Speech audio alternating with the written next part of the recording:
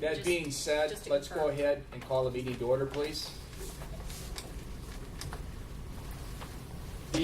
I'd like, at the beginning of every meeting, we always allow time for the public to introduce themselves and ask questions of the board. So at this time, if we could start with our illustrious Mr. Gorman and then come down around. I'm Bob Gorman, here is the movie guy today, Okay. and former board member. Marty Cochran, movie. And you're the photographer. Marty, can you spell your last name for me? Cochran. And you, sir? Hector Rodriguez, Chief of Real Estate Investigations for IDFPR, and here to give the investigations report. Yay, Hector. Cameron Rex, current applicant, and this is maybe I come down here. Is there any questions about my application? Very good. Thank you. And Oh, I'm sorry. You hid over there in the corner. I'm Karen Emily, Director of ICAP.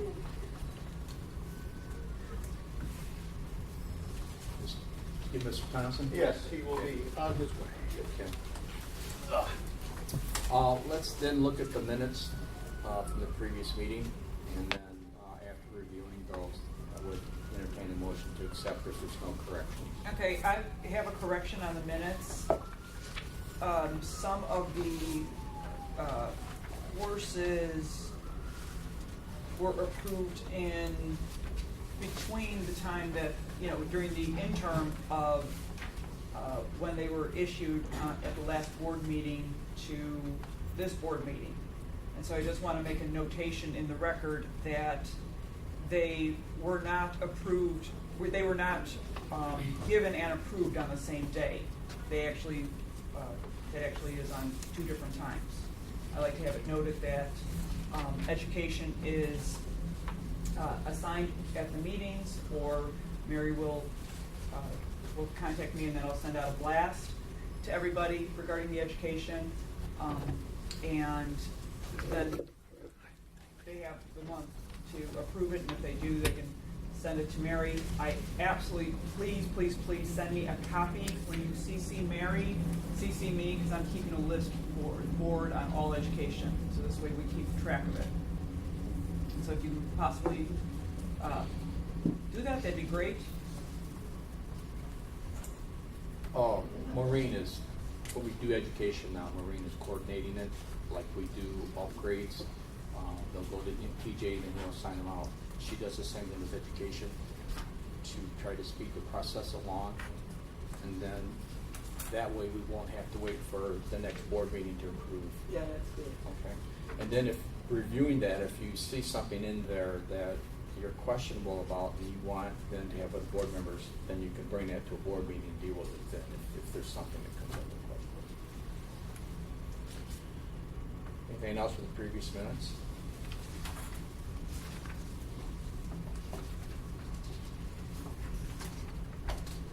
I assume no correction. Someone will make a motion to approve the previous minutes. I will second that. Go first. I make the motion. Oh, you gave the motion. No, he said, why didn't somebody make a motion? I'll make the motion. Okay, then I'll second it. All in favor? Aye. Anybody opposed?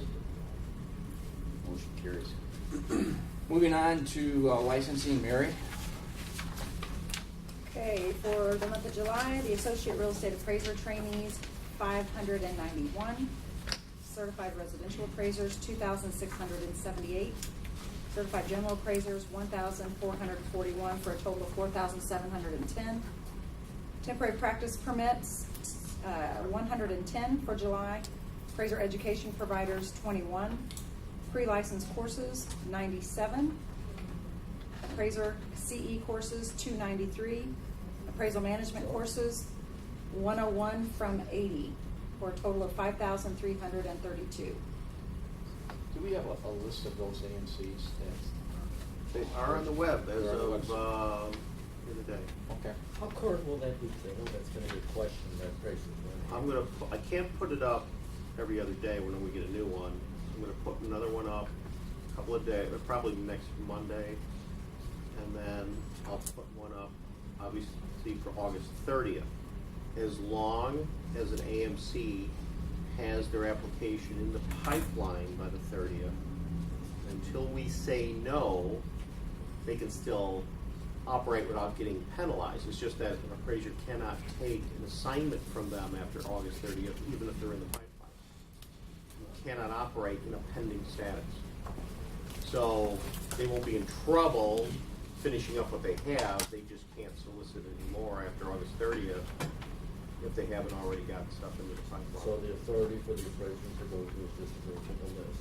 And Yeah, they have to go first they have to get. well, obviously, if an get the AMC number. provides them a number, then that's, that's gonna be Okay. primary, Yeah. but I'll try to keep the list current at least twice a month. I can't keep hitting IT with, can you put up another list? Because I don't even like to do that with the education courses.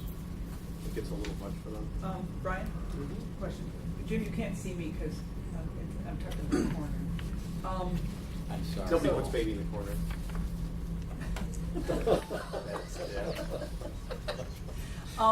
Do appraisers now have to put in a line in their, if an appraisal is ordered through an appraisal management company, do they then have to say this was ordered by blah, blah, blah with their account number, with their certification number with Illinois? Yes, as long as they've all been issued registration numbers, they should go ahead and start applying all that language that we gave them. It's in the rules. Right, I just want to That's in the confirm rules. that, and so since it's Yeah, on they don't video. they don't have to wait Then until we can put that in there. August 31st to do that. They should be doing that as soon as these people come online. Okay. And then TJ this morning sent me something from some company that is sending out indemnification things, and I'm like, no, you can't do that here. So we'll be sending out a reminder out to the AMCs as to what they can and cannot do, probably towards the end of the month, to keep an eye on these problems. Now, if you notice, I don't have a complaint form for AMCs yet. I will towards the end of the month, because I didn't want this rush of appraisers complaining about this, isn't licensed yet. So I thought I'd wait until they all had to be before I started launching that complaint form up. That would cut down on the number of complaints for pointless endeavors. I don't want to jam us up with complaints on that. So I will have a complaint form up probably closer to the end of the month. And I'm going to structure it a little easier than what I've seen from other states. I've seen other states actually go through their rules and go through Dodd-Frank and have a punch list. It went on for 4 pages. I'm like, no, we're not doing that. So we'll make it a little bit easier to work with. What would you suggest for those appraisers that suspect an AMC, the AMC says, no, I'm not an AMC, just get something in writing and then proceed? Oh, yeah. But I think it would be advantageous to get something in writing where you've asked the question because you suspect they're an AMC and they said, no, I'm not an AMC. Correct. Okay. So you're going to have, the reason we didn't send a mass mailing out to AMC saying Illinois' registration thing is enforced because we don't know who they are and if they're going to want to do business here. Mm-hmm. There's about 125 AMCs around the country that will register in every state no matter what. And then anything above that is either going to be locals or regionals. So it's hard to tell. And I was on the phone the other day with Guaranteed Rate, who's starting their own AMC. No kidding. They have not, they're just getting it together, and they said, we're not going to be ready by the end of the month. I said, well, you don't have to be. We're going to be getting applications all throughout time. Companies will come on, companies will leave. It'll be like appraisers. It'll be an attrition of some live, some don't. So don't worry about getting it up there before the 30th. It's just, when you're ready, you're ready. So maybe we won't see them until October. Don't know. So I figure we have about 101 now. I think we're going to probably end up with about 180 or so by the time smoke clears, by the end of the year maybe. Again, just to clarify, any complaints that are made to and about appraisal management companies will not be seen by this board, rather just the Correct. department, because it has nothing to do with the appraisal licensing board. Correct, and we're actually addressing appraisal management company, as I look at Hector, appraisal management company complaints in the manual. So Jill and I have been talking about what goes into the manual and how to do that. So. Right. Thank you. Thanks, Mary. Investigations report. Investigations. Oh, I'm sorry. I thought she was done. You're done. Okay, page 2. The initial licenses for July are 28 and 603 renewals for a total of 4,710. Oh yeah, I guess that's 603 renewals. That Wow. doesn't sound possible. I did not make those numbers up. Well, ICAP set up the reminder emails, and I know that tag, for example. And I don't see everyone, so that's a possibility. Oh, that's Yeah. renewals for, This For the cycle. licenses for them, so, yeah. Right. And it's only up until July, and the The cards went notice out only- June 9th, the cards went out? They went out, well, I don't know July when they went 9th? out, they didn't tell me when they actually. No, mailed they went them, out in but- July. Didn't Yeah. they? I think they went out the end of June. Yeah, I didn't get mine till July, so. they're out. You'll probably see a big increase in September. But it seems strange that the beginning of the year, there were 3, 4, 2. Well, they were Well, renewing they for weren't in the prior renewal, they period. weren't in No, renewal in the then. renewal line.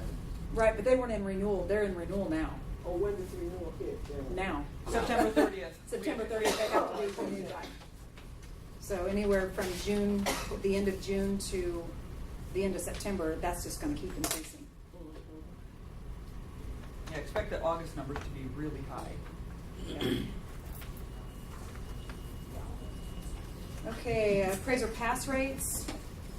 Certified generals, all 3 passed.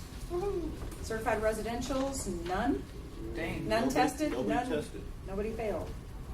Associate trainees, 40%. Number tested was 15, so 40% were passed.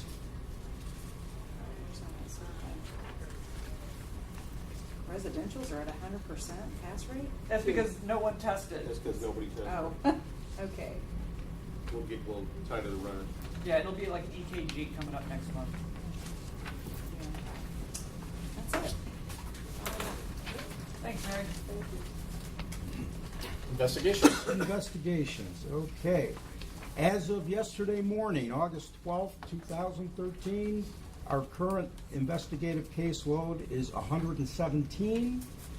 Caseload over 1 year old, 47. New complaints for the period of July 3rd to August 12th, 23. Referred cases to prosecutions, 28. And the total number of appraisal cases closed between July 3rd and August 12th is 29. The report shows our progress, for the past couple of months. You could really see the progress we've made when you look at the May 1st figures. Our caseload back then was 202. Caseload over a year old was 102. Current caseload was 202. Caseload over a year old was 102. Total cases closed at that time for that period was 56. So when you compare, we were at 202, now we're down to 117, and we had a caseload of 102 over a year old. Now we're down to 47, so we're making substantial progress.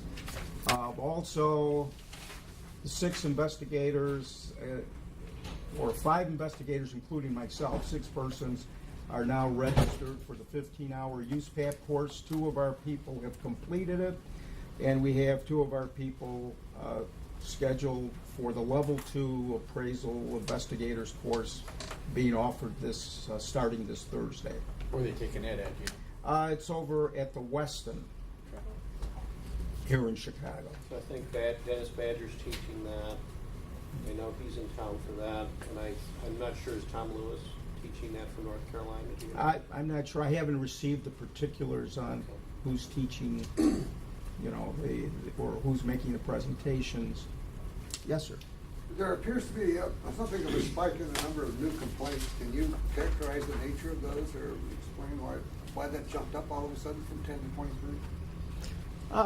They vary from month to month. Maybe Brian, It's about an average. 15 or so is Yeah, average. It rolls around there. Yeah. I think Dodd-Frank probably is added to that because everybody's, has a requirement to report those that are bad. So I think that. You guys on probable cause are actually looking at the complaints more than I am. So what are you seeing when you open up the complaints? Most of them are lender. Most of them tend to be Lenders? Yes. Or if a lender will see a discrepancy in the report, they'll contact the appraiser, and the appraiser goes, oh yeah, okay, fine. I corrected this, I did this, sends it back, and then they still turning that, or her in. Hey, darn lenders.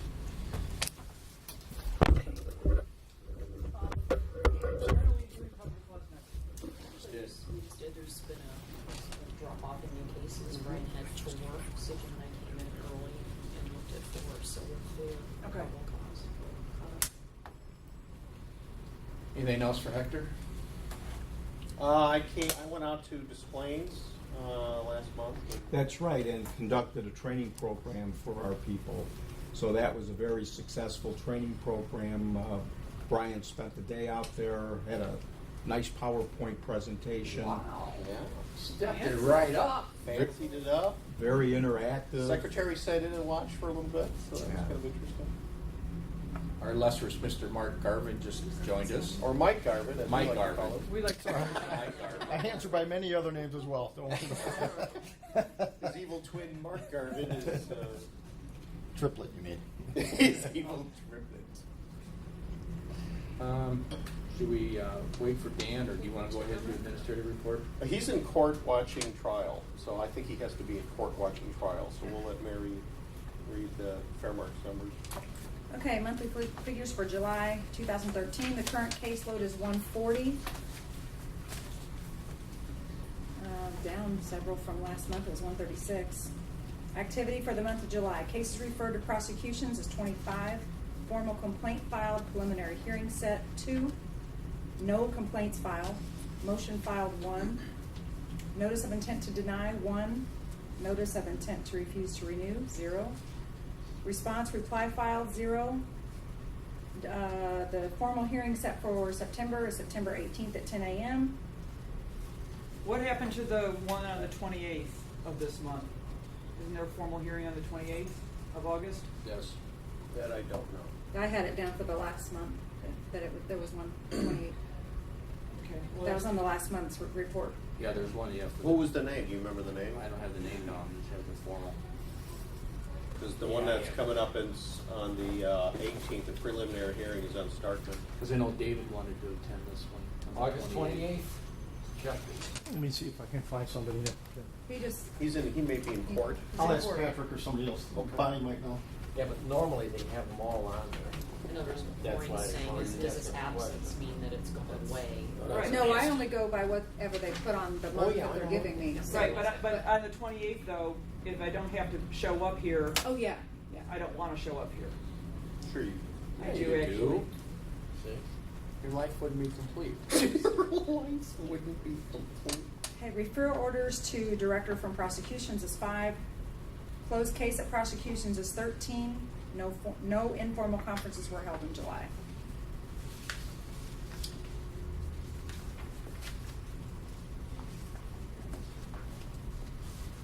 Mr. Weaver.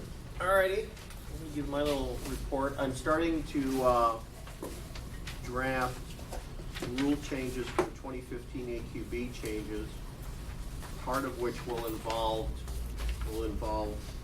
supervisor trainee course that we're going to have to offer in 2015. Because I'm concerned about how that course is going to be either offered or presented by any provider who decides to do that. I'm traveling to Arizona on September 5th and 6th. Dennis Badger's putting it on for the Arizona Appraisal Board. Dennis Badger, you know, teaches the investigator course for the foundation, and he also is on the standards board. The Arizona board, I was talking to Debbie Rudd, who's my counterpart there, and she said they were going to be putting it on at the Arizona Department of Transportation, this sad little industrial park in the middle of Cloverleaf. So I'll be there all day. Oh, so glamorous. And they said, bring lunch, there's no place to go. So, great, we'll all be prisoners. So I guess they're doing the 4-hour AQB supervisor trainee, whatever module that is, and then in the afternoon they're going to do Arizona statutes and regs. So I want to watch how they do it. When you look at the trainee and supervisor course, the language in the AQB says a supervisor cannot supervise a trainee until they've taken this course. The trainee side says a trainee can't even be issued a credential until they've taken this course. I'm going to pass this around, which is a flyer I printed up last night based on some AQB language.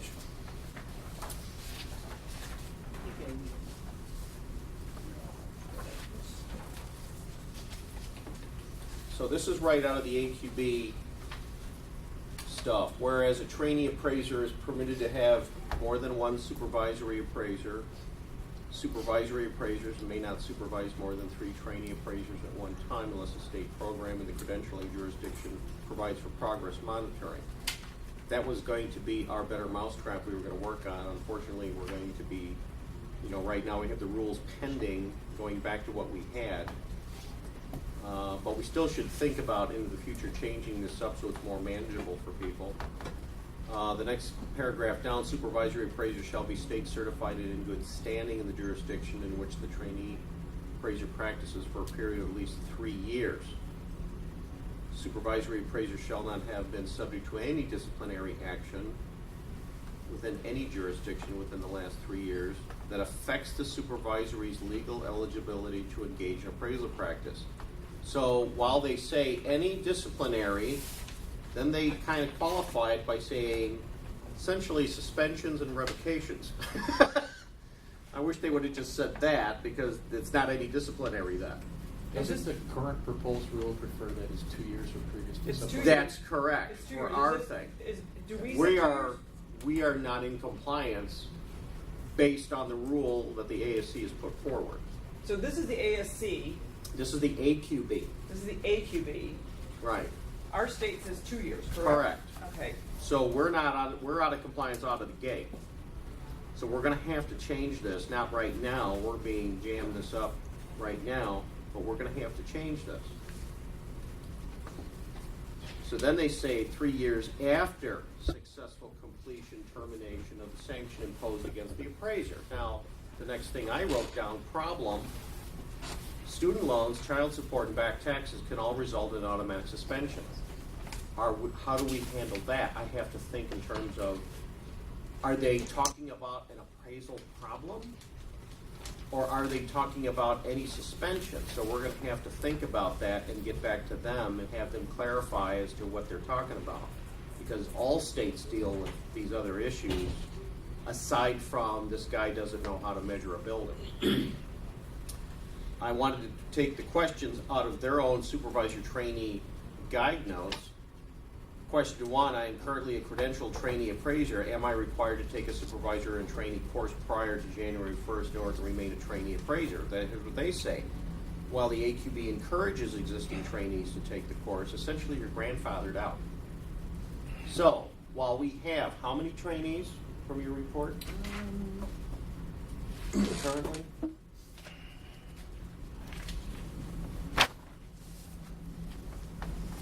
Currently, we have 591. So we're not going to see 591 people jumping into this class. So those 591 are now grandfathered in? They Yes. don't have to take the class? They don't have to now. But do their supervisors have to take the class to supervise them? Correct. So when you read this, it says, however, check with your state regulatory agency since it may adopt more stringent requirements. My question to you is, do you want existing trainees to have to take this class? And the reason I'm asking that is when you look at the number on the number of new credentials that we get typically 34, 24, 22, 26 in a month. You're looking at possibly one small class. all over the state. These aren't just in Chicago. We're getting people from Des Moines, from Quincy. Believe me, they're not going to be flying down to Springfield to run in for this class. So really, you're looking at a third of that. So how do we fill a class? How do you make it worthwhile for a provider to put this on if we grandfather in everybody else? Two questions. One, or basically a statement. This is a QE class, correct? Not a CE, this is QE. Well, let's go to question 4 on the bottom. Oh, look at me not reading. I am a state appraiser or regulatory official. A course provider submitted a 2015 appraiser, blah, blah, blah, for CE. Does the AQB allow this course to be utilized for CE? Yes. Upon review and approval by the state, a supervisory trainee course may be, and remember it's may be, utilized for CE for existing credential holders. However, the 2015 property qualification criteria prohibit the course from being utilized as counted toward QE. So they're prohibiting it from being QE. My problem, the very next line is, Right. it must be considered QE for trainees because we can't issue until they take the course. Right. It can't be continuing ed. They're not even here yet.